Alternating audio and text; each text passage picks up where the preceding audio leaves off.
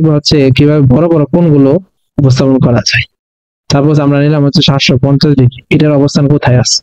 750 degree. আমরা যদি 360 অবস্থান নির্ণয় করতে চাই তাহলে এতটুকু 90, এতটুকু 90, 90, 90, এখানে কিন্তু 360 আমরা ইজিলি নির্ণয় করতে পারতেছি। আচ্ছা, এদিকে যখন আমরা ঘুরবো, এদিকে হচ্ছে ঘড়ি কাটার বিপরীত দিক, কারণ ঘড়ি এদিকে চলে। তারা এদিকে যখন আমরা কোণগুলো নিবো, এগুলো হচ্ছে প্লাসে পজিটিভ কোণ। আর যদি নেগেটিভ কোণ নেই তাহলে হচ্ছে ঘড়ি কাটার দিকে, এদিকে হচ্ছে নেগেটিভ। আশা করি বুঝতে পারছি। যদি বলি -750 ডিগ্রি, তাহলে কোন দিকে ঘুরবো? এদিকে ঘুরবো। আর যদি +750 ডিগ্রি, তাহলে হচ্ছে এদিকে ঘুরবো। আচ্ছা, এবার আমরা হচ্ছে একটু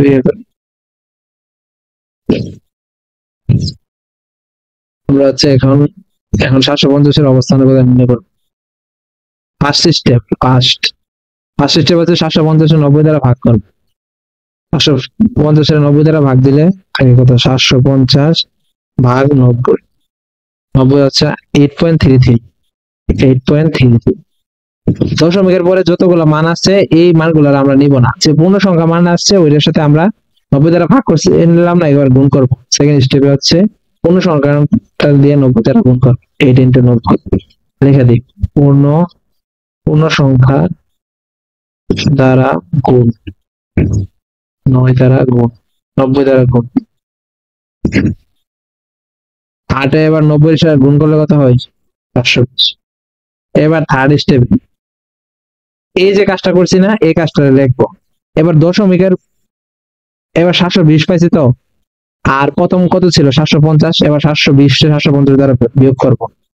750 - 720 থাকে কত? 30। এবার ফোর্থ স্টেপে আমরা এই জিনিসটাকে লিখবো এখানে, এই জিনিসটাকে লিখবো এখানে 8 × 90 + 30।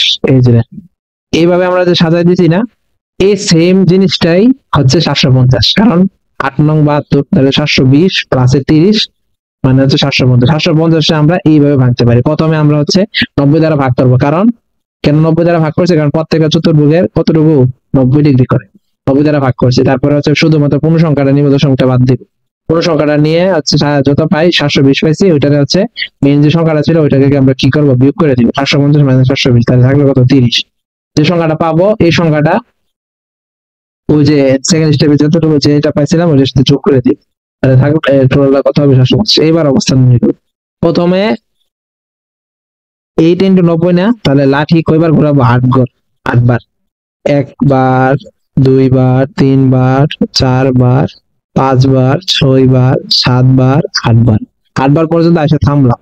এবার প্লাসের 30, 30 প্লাসের না মাইনাসের? প্লাসের। প্লাসের হলে সামনে যাবে না পিছনে যাবে? প্লাস। কতটুকু যাবে? আর একটু, এই যে 30 এতটুকু। এখানে একটা ইয়ে দিয়ে দিব, তার মানে এই অবস্থানে কোথায় আসবে? এখানে। তাহলে এতটুকু কত আসে? এতটুকু কিন্তু হচ্ছে 750। আশা করি বুঝতে পারছি। যদি মাইনাসের হইতো, যদি মাইনাস ধরো, তোমাকে বললাম যে মাইনাসের 370 কোথায়, তখন সেম ফার্স্ট স্টেপে কি করবা? এটা 90 দ্বারা ভাগ করবা। 370 90 দ্বারা ভাগ করলে কত আসে বলো? 370 ভাগ 90 থাকে হচ্ছে 4.11, 4.11। তাহলে শুধু পূর্ণ সংখ্যাটা নিব, এটার কত দ্বারা গুণ দিব? 4 × 90। 4 × 90 কত আসে? 4 × 90 360। 360। এবার যে সংখ্যাটা পাইছি প্রধান সংখ্যা মেইন সংখ্যাটা থেকে এটা বিয়োগ দিব। এটা 370 - 360 থাকলে কত? 10। 10 তো। এবার এই জিনিসটাকে এখানে লিখবো 4 × 90 প্লাস আর কত যোগ করলাম? 10। তাহলে এটা হচ্ছে ফার্স্ট স্টেপ, ফার্স্ট, এটা হচ্ছে সেকেন্ড, এটা হচ্ছে থার্ড স্টেপ হচ্ছে বিয়োগ করে দাও। আর ফোর্থ স্টেপে কি করা হয়? যে আলটিমেট রেজাল্টটা লিখে। তাহলে 90 4 বার ঘুরবো। লাঠি কয়বার ঘুরবে? 4 বার। 1 বার, 2 বার, 3 বার, 4 বার ঘুরলাম, এখানে থামলাম। আর 10 উপর দিকে, নিচের দিকে? নিচের দিকে। এই এতটুকু হইতে পারতো যদি 370 কি পজিটিভ হইতো। এখানে কি 370 পজিটিভ না নেগেটিভ? আমি কিন্তু নেগেটিভ দিয়েছিলাম। নেগেটিভ দিলে কি হইতো? এদিকে ঘুরবো না উল্টা দিকে ঘুরবো? আমরা ঘুরবো হচ্ছে এর বিপরীত দিকে। ঘুরবো কোন দিকে? বিপরীত দিকে। তো বিপরীত দিকে ঘুরার জন্য আমি আবার নতুন করে চিত্রটা এঁকে নিলাম। তারপর হচ্ছে এদিকে, তো এদিকে এখান থেকে শুরু করবো। বিপরীত দিকে তো, তাহলে এদিকে করবো না এদিকে করবো, এদিকে করবো। তাহলে এখানে হচ্ছে 90, কয়টা কয়টা 90 করবো? 4টা, এই যে এখানে 4 আছে মানে, একটা 90, দুইটা 90, তিনটা 90, চারটা 90 এসে এখানে থামলাম।